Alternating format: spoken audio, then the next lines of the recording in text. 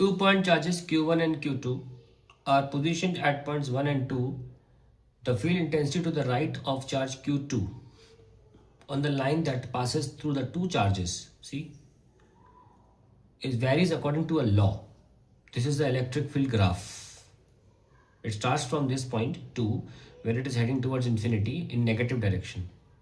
It is represented in the figure below. The field intensity is assumed to be positive if its direction coincides with the positive direction to be on the x-axis. If this is in the positive portion, it's considered to be positive.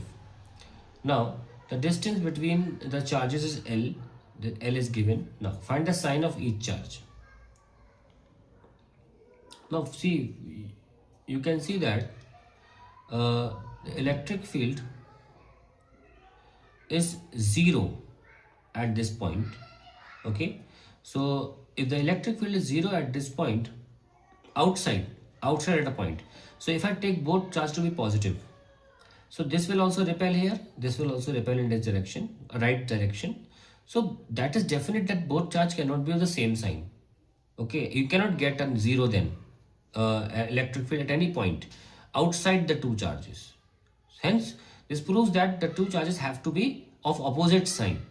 Secondly, if I talk about the electric field value, it is dominated by the charge which is near to that point of interest where you want to find the value. So you can see that here the electric field is negative when it is closer to charge Q2. Very high value in negative. That proves that since near to the charge, the electric field will be dominated by the magnitude of that charge. Okay, suppose I have two charges Q1 and Q2 here. I'm talking about here. What is the electric field? It will be dominated by Q2 because it's nearer to Q2. That's what I'm saying. So here we have negative value. So that means it is dominated by Q2. That's why it is negative. And other thing we just noticed that both have to be of opposite sign. That proves that Q2 is negative and Q1 is positive. Now next comes find the ratio Q1 by Q2. Now that can be found using this point only, that at a distance L plus A, see this is A distance given, at a distance L plus A the electric field is 0. So net electric field we can calculate, that is due to the positive charge K Q1 divided by L plus A whole square, and this is negative. So due to this electric field will be in right direction, I can write as I cap also, but I'm not writing. And my Q2 is left because we can see it that it is in the right and left direction, and this direction is only A, this distance is only A, and this can be kept it as 0. From here we can calculate the ratio Q1 upon Q2, which is coming out to be L plus A upon A whole square, and that's the answer to the second part. Now they are asking find the value of P where field intensity is maximum. Now this, so since it will require some calculation, let's start from a new page. They are asking what is the value of B for which the electric field is maximum. So we'll find the electric field at this point, starting from this point as X. I'll call this point because L is given to us. I'm going to start from this point as X.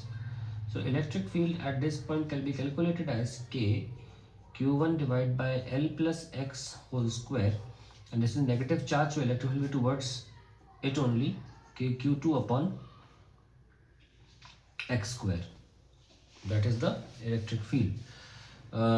And to find the maximum electric field, I can differentiate. I'll get K Q1 minus 2 upon L plus X cube and minus K Q2. It will actually become plus 2 upon X cube, and then put it equal to 0 for finding the maximum. So K is gone, 2 is gone. So we'll get Q2 by X cube is equals to Q1 divided by L plus X cube. Now we can write it as Q2 by Q1, okay, is equals to X upon L plus X whole cube. Okay, or we can write Q1 by Q2. I should be writing Q1 by Q2 because we just calculated Q1 by Q2. It is L plus X upon X, and take it as a cube root of that value, so it will be easily solved. like this. Okay, so we just found out what is q1 by q2. We got q1 by q2 L plus a upon a, L plus a upon a, L plus a upon as, and then power 1 by 3 minus 1 is L by x.